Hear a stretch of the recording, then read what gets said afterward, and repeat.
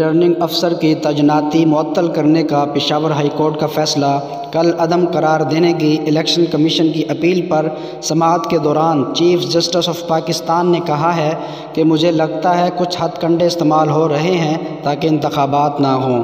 Supreme court of Pakistan نے Pakhtunkhwa assembly کے حلقہ پی کے 91 کوہاٹ میں ریٹرننگ افسر کی معطلی کا پشاور ہائی کورٹ کا فیصلہ کل عدم قرار دے دیا۔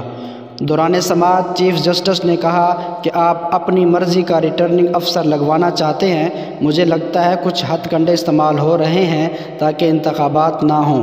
ایک ریٹرننگ افسر بیمار ہوا، دوسرا لگا دیا گیا۔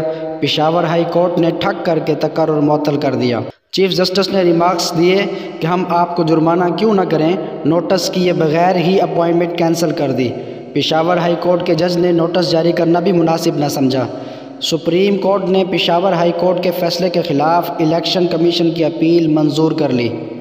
دوران سماعت چیف جسٹس نے کہا کہ سمجھ نہیں آ رہی الیکشن کمیشن کو سنے بغیر کیسے عدالتیں فیصلے کر رہی ہیں۔ یہ بڑی عجیب بات ہے کہ آپ چاہتے ہیں پورا الیکشن ہی رک جائے، سمجھ نہیں آتی غیر ضروری درخواستیں کیوں دائر کی جاتی ہیں۔ الیکشن کمیشن کے وکیل نے دوران سماعت عدالت کو بتایا کہ پی کے 91 کوہاٹ میں 31 امیدوار تھے، جن میں سے 12 امیدواروں کے کاغذات کی اسکروٹنی ہوئی۔ 19 امیدواروں کے کاغذات نامزدگی کی جانچ پڑتال ہونی ہے۔